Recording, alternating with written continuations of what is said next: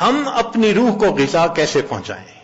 تو یہ مسئلہ ہے نا، ایک ضرورت ہے نا ہماری آج کی اس محفل میں وہ چند نکتے سمجھانے ہیں کہ جن سے روح کو غذا ملتی ہے، تاکہ ہم اس کو یاد رکھیں اور کوشش کریں ان اعمال کو زیادہ کرنے کی، روزانہ کرنے کی، تاکہ جسم کے ساتھ روح کو بھی غذا ملتی رہے۔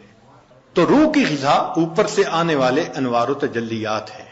چنانچہ سب سے پہلی چیز جس کی وجہ سے انسان کی روح کو غذا ملتی ہے، قرآن عظیم الشان، قرآن مجید کا پڑھنا، قرآن مجید کا سننا، یہ انسان کی روح کو غذا پہنچاتا ہے۔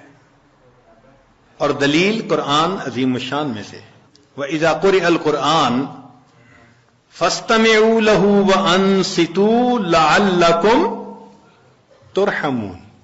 یہ ترحمون کا لفظ سند ہے، سٹیمپ لگ رہی ہے، رحمت برستی ہے، اور وہ رحمت جسم کی غذا نہیں ہے، وہ رحمت دل کی غذا ہے، روح کی غذا ہے۔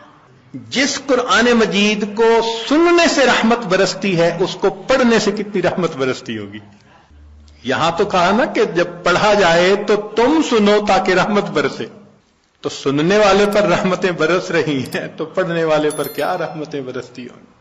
تو اس کا مطلب یہ کہ ہم روزانہ فجر کی نماز پڑھا کریں، تو پھر سورہ یاسین پڑھا کریں، قرآن مجید پڑھا کریں، فوراً اپنی روح کو ناشتہ کروانے کی کوشش کیا کریں۔ اس لیے ابن تیمیہ رحمۃ اللہ علیہ فجر کے بعد اشراق تک مسجد میں بیٹھے رہتے تھے۔ لوگ کہتے تھے کیا وجہ ہے، آپ نے ناشتہ نہیں کرنا؟ تو وہ فرماتے تھے کہ تم اپنے جسموں کو ناشتہ کروا رہے ہو، میں بیٹھا اپنی روح کو ناشتہ کروا رہا ہوں۔ تو اس کا مطلب یہ کہ فجر کے بعد تلاوت کا کرنا، تسبیحات کا کرنا، ذکر کا کرنا، یہ انسان کے لیے باطنی غذا کا ذریعہ بنتا ہے۔ ہم میں سے کتنے ہوں گے جو اس کی باقاعدگی کرتے ہیں؟ الا ماشاء اللہ، معمولی نہیں، یعنی کھانے پینے کا تو معمول ہے، گھر کا بچہ بھی بتا دے گا اتنے بجے ناشتہ ہوتا ہے، اتنے بجے دوپہر کا کھانا اور اتنے بجے رات کا کھانا، لیکن روحانی غذا کا معمول ہی نہیں۔ تو معمول بنانا ضروری ہے۔ جتنے لوگ اولیاء بنے اس دنیا میں، یہ وہ لوگ تھے جو معمولات کرتے تھے باقاعدگی کے ساتھ، تب ان کو وہ نعمت ملی۔ اتفاقاً نہیں کوئی ولی بن جاتا، اس کے پیچھے محنت ہوتی ہے، تب اللہ کی رحمت متوجہ ہوتی ہے۔ تو معلوم ہوا کہ ہم تہجد میں اٹھیں، فجر سے پہلے یا فجر کے بعد، اس نیت سے یہ اعمال کریں کہ یہ چیز ہمارے لیے روح کی غذا بنے گی۔ ہمارے اکابر جب دن کے کام کاج سے فارغ ہوتے تھے تو مصلی پہ آ جاتے تھے، رات گزار دیتے تھے مصلی کے اوپر۔ ان کو رات کے اندھیرے کا اس طرح انتظار ہوتا تھا جس طرح دلہا کو دلہن سے ملنے کے لیے رات کا انتظار ہوا کرتا تھا، ایسے وہ رات کے منتظر رہا کرتے تھے۔ عشاء کے وضو سے فجر کی نماز پڑھنا، رات کا بیشتر حصہ نوافل میں کھڑے رہنا، حتیٰ کہ ہمسائے کے لڑکے بچے ان کو چھت کے اوپر ایک مینارہ سمجھا کرتے تھے۔ تو اتنا تو وہ اللہ کی یاد کیا کرتے تھے نا، قرآن پڑھا کرتے تھے۔ اور ہمارے قریب کے زمانے کے بزرگوں کا معمول ایک منزل روزانہ کا۔ اس عاجز کے والد صاحب حافظ نہیں تھے، مگر پوری زندگی ایک منزل روزانہ پڑھنا ان کا معمول تھا۔ ہم نے بچپن سے لے کے اپنے بال سفید ہونے تک اپنے والد کو ہر جمعرات کو ختم قرآن کرتے دیکھا ہے۔ ہر جمعرات کو ان کا ختم ہوتا تھا، ناظرہ پڑھتے تھے، تو معمول تھے ان کے۔ ہم بھی سوچیں اس کے اوپر کہ ہمارا بھی کوئی دن قرآن مجید کی تلاوت کے بغیر نہ گزرے۔ زیادہ نہیں کر سکتے تو چلو تھوڑا صحیح، مگر کریں تو صحیح نا۔ یہ تو نہیں کہ کئی کئی دن گزر جاتے ہیں قرآن مجید کئی گھروں میں کھولنے والا ایک بھی نہیں ہوتا.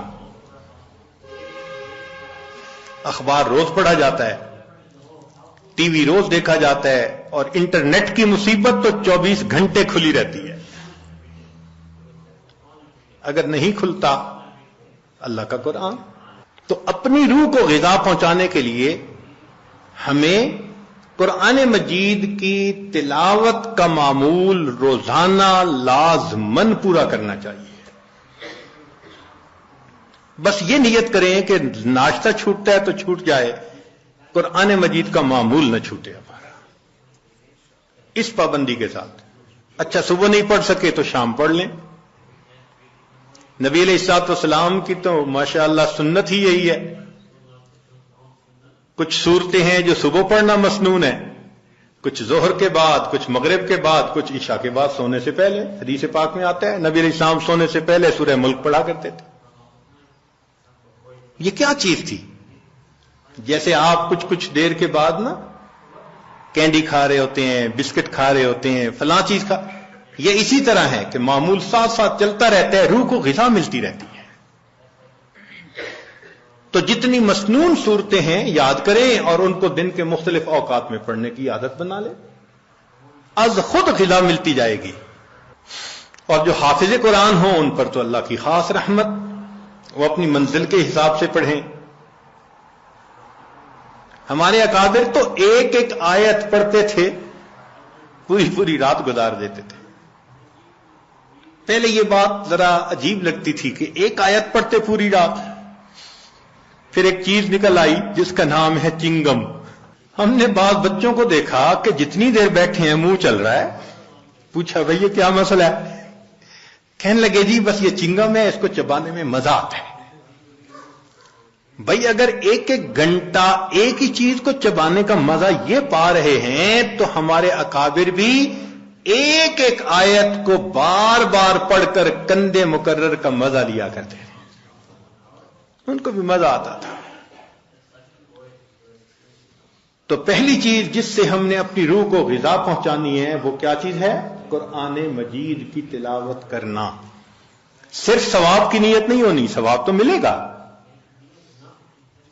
یہ بھی نیت ہونی ہے کہ میں نے اس کو آداب کے ساتھ, توجہ کے ساتھ اس طرح پڑھنا ہے کہ اللہ کی رحمتیں برسیں اور میرے دل کی ظلمت کو دھو دیں. دوسری چیز جس سے کہ انسان کے اوپر اللہ کی رحمت برستی ہے اس کو کہتے ہیں استغفار.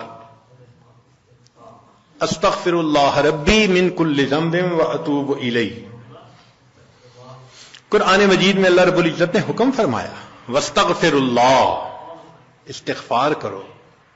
ہمارے اکابر یہ معمول بتاتے ہیں روزانہ, استغفر اللہ ربی من کل ذنب واتوب الیہ. اس کو دن میں کم از کم 100 مرتبہ صبح, 100 مرتبہ شام. زیادہ وقت ہو تو 200 مرتبہ بھی پڑھ سکتے ہیں. مگر جب پڑھ رہے ہوں تو ذرا اپنے گناہوں پر ندامت بھی دل میں محسوس کریں. یہ نہ ہو کہ زبان پہ استغفار چل رہا ہے اور دن میں گناہوں کے خیال چل رہے ہیں. رابعہ بصریہ رحمت اللہ علیہ فرماتی تھیں استغفارنا یحتاج الی استغفار, کہ ہم ایسا استغفار کرتے ہیں کہ اس کے اوپر ہمیں استغفار کرنے کی ضرورت ہے. سبح برکف, توبہ برلب, دل پر از لطف گناہ. ہاتھ میں تسبیح, زبان پہ توبہ اور دل گناہ کی لذت میں پڑا ہوا ہے. معصیت را خن میں آیت بر استغفار ما, میرے استغفار کے اوپر تو گناہ بھی کھڑا ہنس رہا ہے. تو ایسا استغفار نہ ہو. صحیح ندامت کے ساتھ ہم استغفار پڑھیں تو اللہ تعالی کی رحمت برسے گی. دلیل قرآن عظیم الشان, بات پکی. اللہ رب العزت شاد فرماتے ہیں لولا تستغفرون اللہ لعلکم ترحمون. قرآن کی آیت. اگر یہ استغفار کرتے تو کیا ہوتا؟ اللہ تعالی رحمت برساتے. تو اس کا مطلب ہے یہ گارنٹیڈ بات ہے کہ استغفار کرنے سے اللہ تعالی کی رحمت برستی ہے، انسان کے روح کو غذا ملتی ہے۔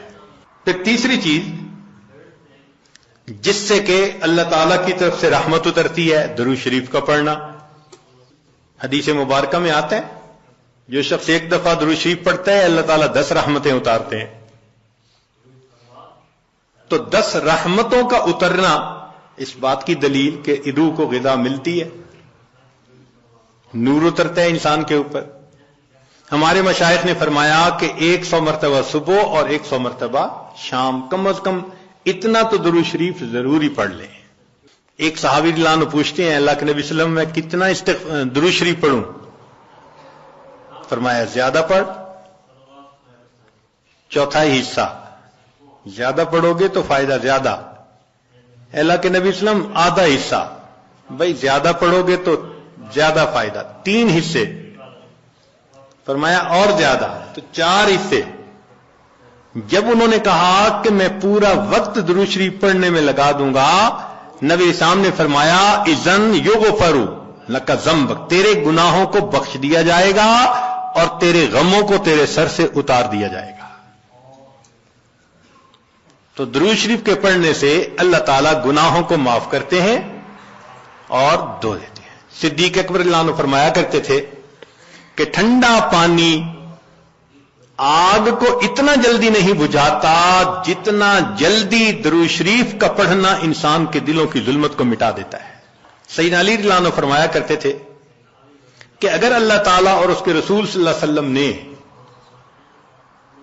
تسبیح، تکبیر، تحمید، تحلیل ان کے فضائل نہ بتائے ہوتے تو میں اپنا پورا وقت درود شریف کے پڑھنے میں گزار دیتا۔ تو ہم بھی درود شریف پڑھیں، کم از کم 100 مرتبہ صبح اور 1 مرتبہ شام۔ اس سے کیا ہوگا کہ دل کو غذا پہنچ جائے گی۔ چوتھی چیز اللہ کا ذکر کرنا، ذکر لسانی یا ذکر قلبی، جیسا بھی معمول ہو، ذکر کے کرنے سے اللہ تعالی کی رحمت اترتی ہے۔ اور حدیث پاک سے دلیل نزلت علیہم السکینہ، ان کو رحمت ڈھانپ لیتی ہے، ملائکہ آ جاتے ہیں ان کے اوپر۔ یہاں لوگ مل بیٹھتے ہیں مختلف جگہوں سے آئے ہوئے اللہ کو یاد کرنے کے لیے، تو ذکر کرنے سے سکینہ کا نازل ہونا بھی اس بات کی دلیل کہ انسان کے دل کو غذا ملتی ہے۔ ذکر سے ذات کی محبت بھی پیدا ہوتی ہے۔ جتنا جس چیز کا تذکرہ زیادہ کریں اتنا اس سے محبت ہوتی ہے۔ تو کثرت ذکر کا حکم اس لیے کہ اس سے اللہ رب العزت کی محبت انسان کے دل میں بڑھتی ہے۔ یہ نغمہ فصل گل و لالا کا نہیں پابند، بہار ہو کہ خزاں لا الہ الا اللہ۔ ہمیشہ ذکر کرنا ہے، ہر وقت کرنا ہے۔ موسموں کے بدلنے کا اس پہ اثر نہیں ہوتا، اس لیے ہمارے اکابر صبح شام کا کچھ وقت تھا جس میں تنہائی میں بیٹھ کے اللہ کا ذکر کثرت کے ساتھ کیا کرتے تھے۔ پھر پانچویں چیز جس سے کہ انسان کے اوپر رحمت اترتی ہے وہ ہے اتباع سنت۔ جتنا ہر عمل سنت کے مطابق ہوتا جائے گا اتنا اللہ کی رحمت ہم پہ برستی جائے گی، جتنا ہر عمل سنت کے مطابق۔ اس لیے ہمارے سلسلہ عالیہ نقشبندیہ میں بیعت ہونے کے بعد پہلا کام یہی بتاتے ہیں، ہر کام کو سنت کے مطابق کرنا ہے۔ سر کے بالوں سے لے کے پاؤں کے ناخنوں تک اپنے آپ کو سنت کے مطابق ڈھالنا ہے۔ کیوں؟ ایک تو اجر ہے، ایک قرب ہے، اللہ کی محبوبیت ملتی ہے، اور تیسرا یہ چیز انسان کے روح کی غذا بھی ہے۔ دلیل قرآن عظیم الشان میں سے ارشاد فرمایا اطیعوا اللہ والرسول لعلکم ترحمون، اللہ اور اس کے رسول کی اطاعت کرو تو کیا ہوگا؟ تمہارے اوپر رحمت برسے گی۔ تو اتباع سنت سے بھی انسان پر رحمت برستی ہے۔ پھر چھٹی چیز اہل اللہ کی صحبت اختیار کرنا. قرآن مجید میں تو حکم دیا گیا یا ایھا الذین آمنوا اتقوا اللہ وکونوا مع الصادقین، یہ کونو حکم ہے، اور حدیث پاک میں بھی حکم دیا گیا. نبی علیہ السلام نے ارشاد فرمایا علیکم بمجالسۃ العلماء واستماع کلام الحکماء فإن اللہ تعالی یحیی القلب المیت بنور الحکمہ کما یحیی الارض المیت بماء المطر، کہ جس طرح بارش کے اترنے سے اللہ مردہ زمین کو زندہ کر دیتے ہیں، اسی طرح اہل اللہ کی حکمت بھری باتوں سے اللہ دلوں کو زندہ فرما دیتے ہیں. تو دلوں کو غذا کا ملنا حدیث سے ثابت. اس لیے تو فرمایا کہ انسان کہیں نہ کہیں اپنا تعلق جوڑے. مجدد ثانی رحمۃ اللہ فرماتے ہیں کہ ان مشائخ کی نظر شفا اور ان کا کلام کیمیا ہے. ان کا کلام کیمیا اور ان کی نظر شفا ہے وہی تیرے زمانے کا امام برحق، ہے وہی تیرے زمانے کا امام برحق جو تجھے حاضر و موجود سے بیزار کرے، دے کے احساس زیاں تیرا لہو گرما دے، فقر کی شان چڑھا کر تجھے تلوار کرے. تو یہ مشائخ کی صحبت میں اسی مرحوم رحمۃ اللہ فرماتے ہیں گر تو سنگے خارہ مرمر شوی چوب صاحب دل رسی گوہر شوی. چنانچہ علماء نے لکھا ہے کہ ایسے مشائخ جن کو دیکھ کے اللہ یاد آئے، ان کی صفت ہوتی ہے رویتہ شفا و موعظتہ دوا. ان کی رویت شفا ہوتی ہے اور ان کی بات انسان کے لیے دوا ہوتی ہے. بلکہ فرمایا ينتفع برؤيته قبل روایته. یہ ایسے لوگ ہوتے ہیں ان کی روایت سے پہلے رویت سے ہی فائدہ ہو جاتا ہے بندے کو. ساتویں چیز جس سے کہ انسان کے دل پر نور اترتا ہے وہ ہے تقوی کو اختیار کرنا. اس لیے ہمارے مشائخ جہاں اتباع سنت کا تلقین کرتے ہیں وہاں ساتھ گناہوں سے بچنے کا بھی حکم دیتے ہیں. بھئی گناہوں سے اپنے آپ کو بچاؤ، اور گناہوں سے بچنا، مشتبہات سے بچنا، اسی کا نام تقوی ہے. جتنا تقوی اختیار کریں گے اتنا اللہ کی رحمت برسے گی. جی تقوی اختیار کرنے سے بھی رحمت برستی ہے. وہ کیسے؟ دلیل قرآن عظیم الشان. قرآن مجید کی آیت ہے، اللہ ارشاد فرماتے ہیں وَاتَّقُوا اللَّهَ لَعَلَّكُمْ تُرْحَمُونَ. تم تقوی اختیار کرو تم پر رحمتیں برسائی جائیں گی. تو تقوی کے اختیار کرنے سے بھی رحمت برسی. جب نہیں تھے یہ سیل فون، دنیا کے کام کاروبار پھر بھی چلتے تھے. 10 دن کے لیے بند ہو جائے گا، کام کاروبار پھر بھی چلیں گے. نہ آسمان پہلے گرا تھا نہ اب گرے گا. تو اتنا اہم نہ اس کو بنائیں. اب اس کو ایک طرف کر کے تلاوت میں لگے ہوں، تسبیحات میں لگے ہوں، نمازوں میں لگے ہوں، دعا میں لگے ہوں، اجتماعی عمل میں، بس ان اعمال میں، قرآن مجید کی تلاوت میں آپ لگے رہیں. اللہ تعالی ہم میں سے کسی کی عاجزی کو تو قبول فرما لیں گے نا. آخر اتنے لوگ جو ہیں کتنے ٹوٹے دلوں کے ساتھ یہاں پہنچے ہیں اور کتنے مجاہدوں کے ساتھ پہنچے ہیں. انتظام نہیں تھے، مشکل سے انتظام ہوا، چھٹیاں نہیں ملتی تھی، دعائیں مانگ مانگ کے چھٹیاں لی، کیسی کیسی کوشش کے بعد بالآخر یہاں پہنچے. اللہ تعالیٰ قدردان ہے، وہ یقیناً آنے کی قدر فرمائیں گے. تو ہم اپنے اس وقت میں اللہ تعالیٰ کی رحمت کو اپنی طرف متوجہ کریں. پروردگار عالم ہمارے گناہوں کو معاف فرمائے اور ہمارے اس 10 دن کو ہمارے لیے اپنے قرب کا ذریعہ بنائے. وآخر دعوانا ان الحمدللہ رب العالمین.